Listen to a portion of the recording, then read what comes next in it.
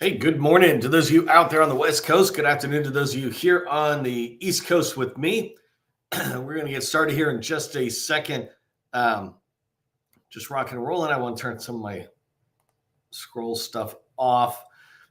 Hey, one of the things for those of you showing up early and on time, I'm going to do a training tomorrow, I think, and that training is going to be on AI, basically, like why every government contractor needs to do AI. Anyways, and so I'll talk about that tomorrow, but I put out a post today, and this came from the USPTO, Patent and Trade Office. They put out something in January 2025 about AI. In particular, they were talking about intellectual property and how they use AI themselves to try to analyze and get rid of faulty or wrong applications, etc. An example is finding duplicate language in multiple requirements. And then the other is how to use AI to be able to run their systems better. So if you haven't seen that, go take a look at it, because these are the type of documents, and this is just a tip for those of you showing up early and on time. These are the type of documents that you can take, read, and then go back to your preferred agency and seem like an expert, not just an expert on your business and the trend of AI coming out, but hey, I don't know if you saw agency customer that USPTO put out a intellectual property document around AI, but here's my top 5 takes on it, or something like that, right? So take a look at that. It follows everybody. By the way, I apologize, I'm sick, but I didn't want to cancel. You got almost 200 people register, and so I want to make sure I just get it going. The training is good training. You just might have to put up with me coughing a little bit, but I got a lot of water. Anyways, if you came at the last minute, that was just a quick tip for those of you showing up early and on time, is go look at my LinkedIn post this morning that I did, and you'll find a USPTO AI related document.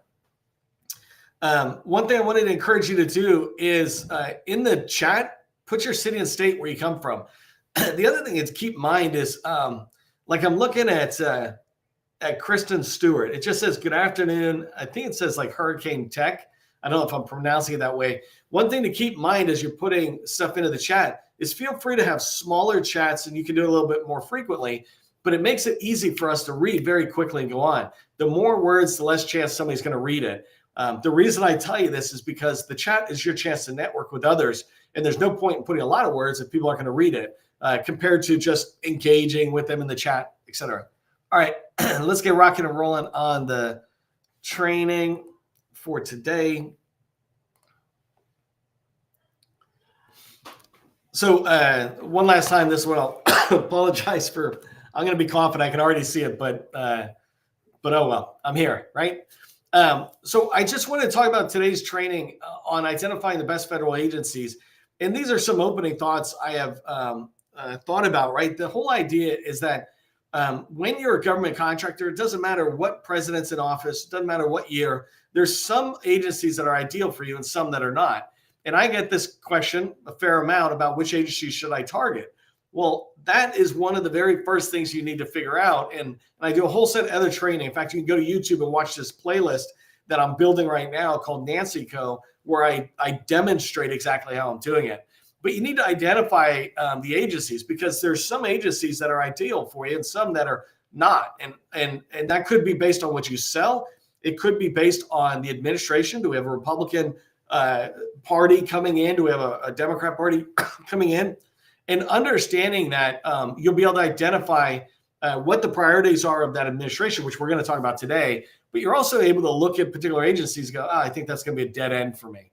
An example is Nancy Co. I just mentioned. I don't want to get too far into it, but it's this company I'm starting in the background. My wife's name is Nancy, and I'm demonstrating how to follow my process to succeed in like 30 minutes a day. And the intelligence community, the IC, CIA, and others, they're not an ideal target at all for us or for her thing, because she's going to be selling social media and outreach and telling the story about the agency. Well, it's not like the CIA wants to tell a lot of extra secrets beyond what's on their website. So understanding that some agencies can be a dead end for you and some are not, right? So you want to pursue those best agencies for your company to ensure that you're not wasting time. You as a business owner or you as a salesperson within the company, you want to focus your energy in the place that's most likely to generate revenue for your company.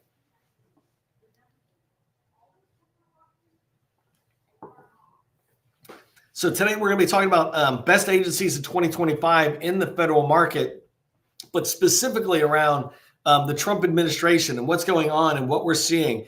I'm going to dive into that today a little bit, and I want to sit there and just point some agencies out. And really, my goal from today's training is to give you enough for you to go do some research on your own and start figuring this out. But I will tell you what I tell my customers. That's what I like to do in my training. I'm going to break today's training into 3 sections. The first thing is the criteria I recommend you use for determining the best agency. This isn't the be all end all. It's just the criteria I use when I'm trying to look at an agency for Nancy Co. or for company A or company B who's a customer of mine. I'll have criteria set, and this criteria is pretty good for you. You can modify it to add your own. Add extra criteria if you want. The second thing I want to talk about is, and this one's a big deal, and it's around the agency, but I really wanted to push this in, is you need to start thinking about competing full and open. Like, have this mindset.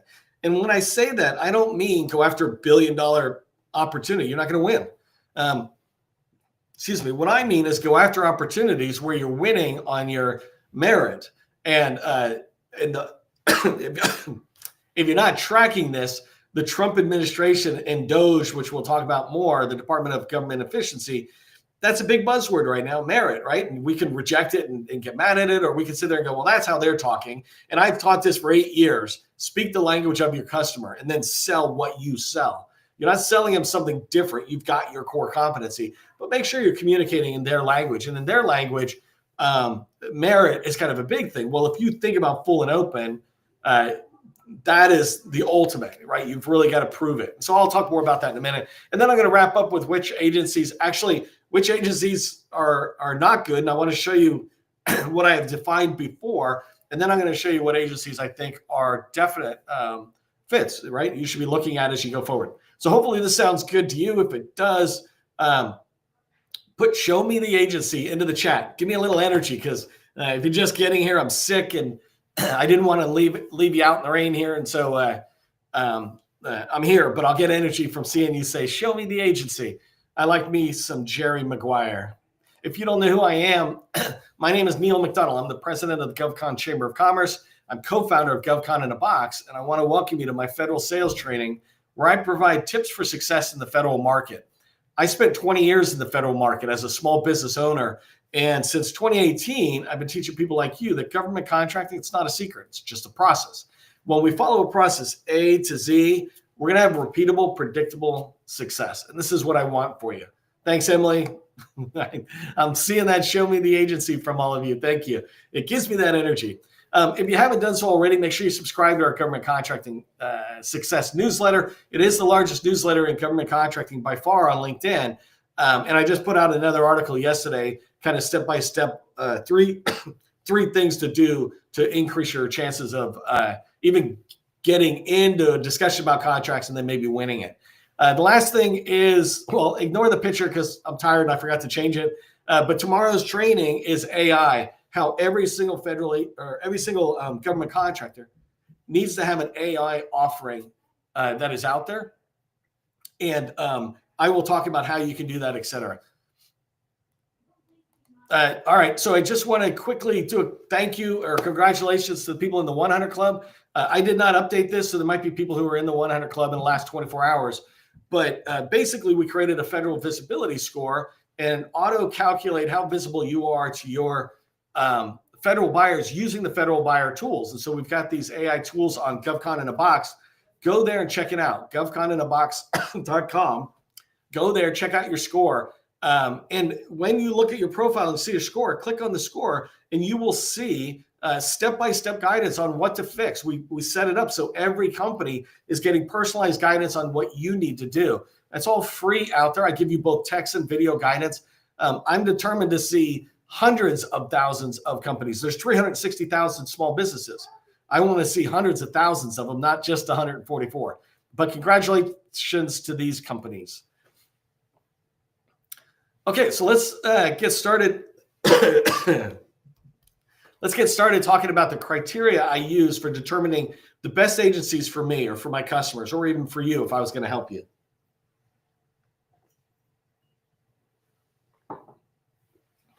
Actually, give me a sound check because my phone is showing me I'm offline, but I don't know if that's actually the case. But while that's happening, I'll just go anyways. One of the first criteria I'm using, and this is a January or February 2025. Today's February 12th, I think, right? February 12th, 2025. So this is based on some refined things. The Republican Party is in office. They're in the presidency, the House, the Senate. They're in charge. And so I need to look at what their priorities are. They have priorities for agencies they want to chop, and I'll talk more about that in a minute. They have priorities of agencies they want to fund. They have pet programs. This is really important for you to understand. There's departments, like let's say the Department of Army or Department of Homeland Security. And then there's agencies, FEMA, Coast Guard, ICE, whatever it is at DHS. You got agencies, but inside of DHS, inside of ICE or these other agencies, you not only have different program level offices, which are pretty big, but you have many different programs. And so looking at those programs and identifying which ones are on the chopping block for the Republican Party who's in charge of the federal government at the moment, and which ones are not. And I would use that as my criteria to say, yeah, I'm going after that agency, or no, it just doesn't make sense. A separate one, and I called it out completely separate because DOGE is not the Republican Party in my mind. And I'm not trying to get political, but DOGE has got a different agenda than the Republican Party. The Republican Party has been around forever. The Democrat Party, Republican Party, they've been around forever. They have really clearly stated goals, right? An example is the Department of Education. It's in turmoil right now. It is one of the agencies I say don't even go near if you're a government contractor. And I'm not here to debate anybody on this. I'm saying this is my paid advice to my customers. And it's because two things. One is forever, the Republican Party has stated they want to get rid of it. And so anytime I see this party coming in, I go, okay, let me not focus my energy there. Let me go somewhere else like the Army. The second thing on DOGE, though, is they're looking in there and they're trying to figure out, do we take some of the function of this department and put it in Treasury? There's a lot of shifting around. Again, I am not here to judge it or to explain it or rationalize it or debate it. I'm here to recognize it and see what is in front of me. And then for my customers and for myself and for you, make a strategy that's going to lead me to revenue. So hopefully that makes sense. I want to look at that DOGE list, and that is becoming clearer and clearer every day. You can go out and find some things like Twitter, whatever, where they have these feeds and you can see what DOGE is talking about. Again, their thoughts independent of their reality. I watch that really close. And then on the positive side, I look for agencies that are buying what I sell. Like I talked about the Central Intelligence Agency or National Geospatial Agency. Any of these IC or intelligence community agencies, I'm not interested in them for Nancy Co. The company I'm starting for my wife is a demo company.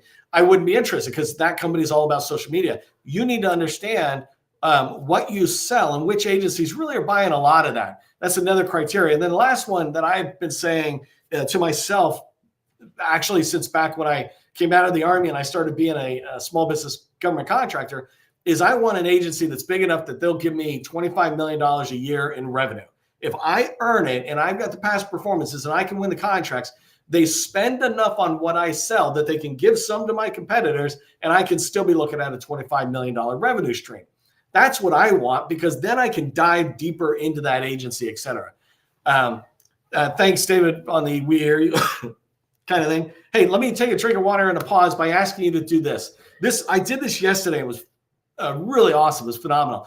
I asked you, what do you sell? And I don't have it here, but basically I said, put into chat, I sell, two or three words at most to federal agencies. And so try to do that, right? So for example, I'm looking at Nina Martin there. She might say, I sell ASL services to federal agencies or sign language interpreting to federal agencies. And go ahead and put that in because I want to see that. I want to see what you sell. And I want other people to see it without all the extra stuff in the chat. We just see, like, I'm looking at Melanie and it says, show me the agency. Thank you. But imagine if Melanie's thing was just, I sell this. We all see it. The other thing is it goes out to your own LinkedIn profile and people see this in their feed that Nina or Melanie or Jimmy just posted on LinkedIn, and he said, I sell this to federal agencies. This is soft social media marketing that you can do while I'm allowed to drink water.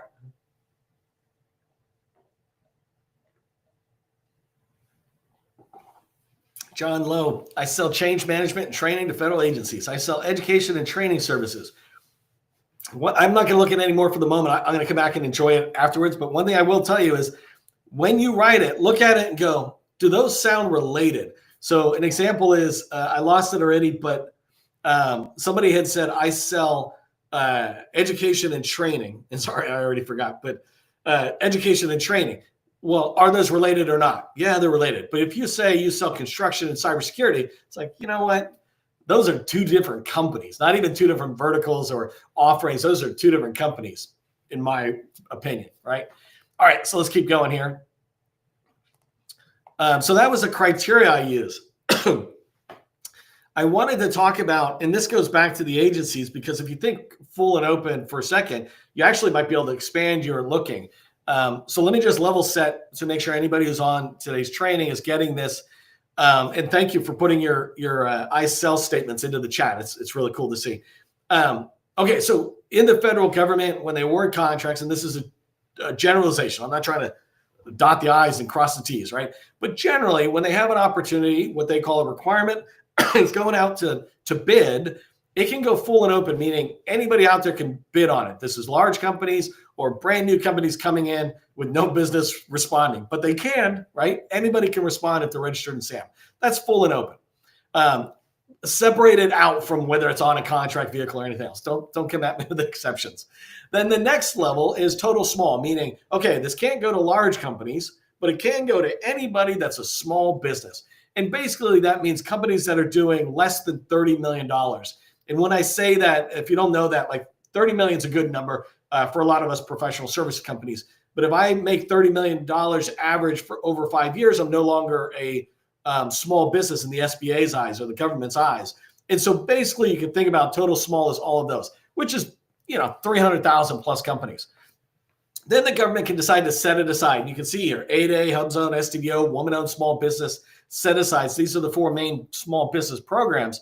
And they can decide, a contracting officer can decide to set that further down. And then the last one is one-off tags. I just grouped everybody else in there, like Ability One or Buy Indian Act or some of these other ones, and put them all down there. It doesn't really matter, because my point is, don't use any of these bottom six, right? The whole idea, what I want you to do is to start thinking, how can I win these contracts without my tag? I'm a veteran, right? If they actually were kind enough to have a veteran set aside when I was a business, then I might have used it, but that's a tag. And it means I'm getting you to give me business. I'm trying to get you to buy it from me because I'm a veteran. It's like, that's not why we buy. We buy because you offer me a solution to my problem, or you offer me the answer to my goals. I have a goal that I want to achieve, and you're offering it to me. And so full and open forces people to have to deal with that. You have to understand the customer's pains. You, like an 8A set aside a direct award, you might try to get creative of how can I get in the KO and get it pushed to 8A. And I get you, I feel you, but that's not the way it's going to be. These programs, in my opinion, are under threat. And for the women-owned small business program, don't worry about it. They haven't done you any good anyways. And this is a controversial statement, but the SBA likes to give themselves at the headquarter level credit for women-owned small businesses hitting a goal. They barely hit it like 2 times or something in the life. But in 2023, which is the last one I memorized, 28 billion is what they said went to women-owned small businesses, but only 1 billion was set aside. So women-owned small businesses were winning that in some other way. And I really believe all of us can do the same thing. If we look at competing full and open, we increase the number of opportunities that are available to us. I did training. I've done a lot of training, and I think I even did some this week. And I apologize, my mind's a little soft today. But talking about past performance, literally yesterday I talked about it. Past performances. If you have related past performances, you can go full and open. I competed against Microsoft, Booz Allen, billion-dollar firms when I was a small business, because I didn't do a ton of things. I did one thing, and I did it better than anybody. And we had a lot of good examples out there. So it was really important. Okay, so, and I love how I occasionally look back at the chat and I see the show me the agency. By By the way, I'm not trying to draw up drama about whether these small business programs are here or not. I don't actually think they're that helpful. I understand why they're in place, but I feel personally, just personally, that they're more of a hindrance to our success than actual success. This is why I teach the 7-step process for federal revenue success, is because when I created that, it was actually for hub zones, and it helped a lot of hub zones. But I realized that's the exact same process, not only for any small business, but the exact same process for billion-dollar firms. I get brought into billion-dollar firms going, hey, I watched that video. Can you come talk to us about it? Can you talk to my team about it? I'm like, you guys got billions of dollars. Do it yourself, or pay me a lot of money. I teach it free to the smalls. All right. Trying to maintain my energy here as we go into the last set of point.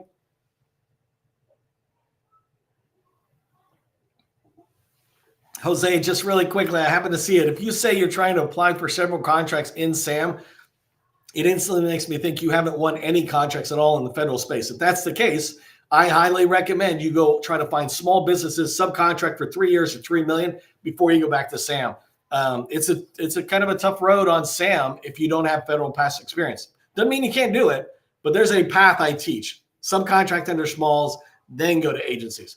All right, let's talk about which federal agencies are, in my opinion, just ones you shouldn't track. And I actually taught this. I taught this over the last 2 years pretty steadily. When I had my last company, and my last set of customers, among other people, were the White House. I had the White House in 2016 and 2017 during the transition from President Obama to President Trump. So I was in there in the White House and the Executive Old Building, working on both a DoD contract and a Executive Office of President contract. And so I've been in there and I've watched these kind of things. And I taught back then in 2018 when I started going that there are clear agencies that are on the chopping block that I would never go after, and I encourage you not to go after. So this information that I have on the right-hand side, the percentages, et cetera, that's a little older. It's actually gotten kind of worse, right? An example is I've got at the bottom Department of State. In USAID, I just loop it in together because if you've ever looked at their budget, et cetera, they tend to be together for their mission. But they've been chopped. I mean, just gone. And I talked about that yesterday and the day before in training, or on Monday in training. But these are the agencies that when I'm talking to my customer, again, I'm not here to debate you. I'm not here to say whether it's right or wrong. I'm saying these agencies are ones that scare me. If I was a stockbroker or whatever it is that advises you on buy this stock or don't buy it, I'm saying don't buy these stocks at the moment because it's pretty scary. The only one that you might consider still kind of safe in that play is HHS. But even that, I mean, all the agencies at the moment are looking for cost cuts. And so these ones kind of scare me. The ones that I do like are obviously Department of Defense, right? We're never going to stop spending in the Department of Defense. And what happens is, if you don't understand this, when there's agencies like, let's say, EPA or USAID, which is International Development Aid, when there's agencies like that, there's not that many champions in Congress, frankly. And you need to understand how money gets done in the government. Congress approves that budget, right? That's what we wait for. And so the president and everybody under the president is just recommending what they need, and it generally keeps going forward. But anyways, my point with USAID and EPA as examples, there's not a lot of champions. There's not a lot of noise. It's the type of thing where people will kind of just let it roll, right? And again, I don't know why I'm having to say this over and over again, but these are just statements of observation as a sales guy advising my customers and you. On the flip side, if anybody tried to touch defense, it is a third rail of spending. Not only do we think we need to have a strong defense, and there's all these arguments about multi-front wars, et cetera. You know, you think Iran or China, these are, they call them like enemy nations. I just call them enemies. I mean, not the people, but these countries are foes. And so the defense is looking to have the ability to fight multiple front wars. Well, it's also in the defense when you look at, cutting spending. Well, they could cut bases, right? Theoretically, they're not going to cut bases because once you start looking at bases, now you've got senators and congressional representatives in each one of these states that might have a base.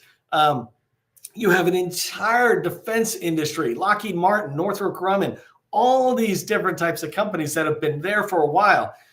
Not saying good or bad. What I'm saying is there'll be a lot more noise and a lot more preventing significant drops in the Defense Department. Same thing with Homeland Security and some of these other ones you see, transportation. I did put in DAU. This is a huge one, Defense Acquisition University.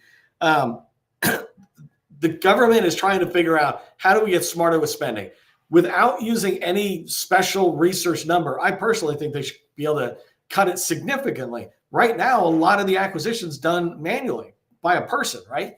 AI is here. They're going to see significant stuff in there, but they're never going to stop spending. And so they're still going to need you professionals who are in that space. And the last one is Veterans Affairs is like DOD. It's a third rail. No one's going to cut that spending. They'll talk about it a lot, but unlike EPA or USAID, Department of Education, there'll be a lot more resistance to that. So it's really important for you to understand, what do I sell and who's buying a lot of it? And how does the current leadership within the federal executive branch, right, the federal agencies, the president, et cetera, how do they feel about the agency I'm trying to target? And one last thing, and I'm going to talk about it tomorrow, is this idea that I think I said this yesterday. You need to embrace Doge, is my opinion. Right, as if it was your own idea. I don't mean you need to embrace them and support them. Do it, don't do it. That's up to you.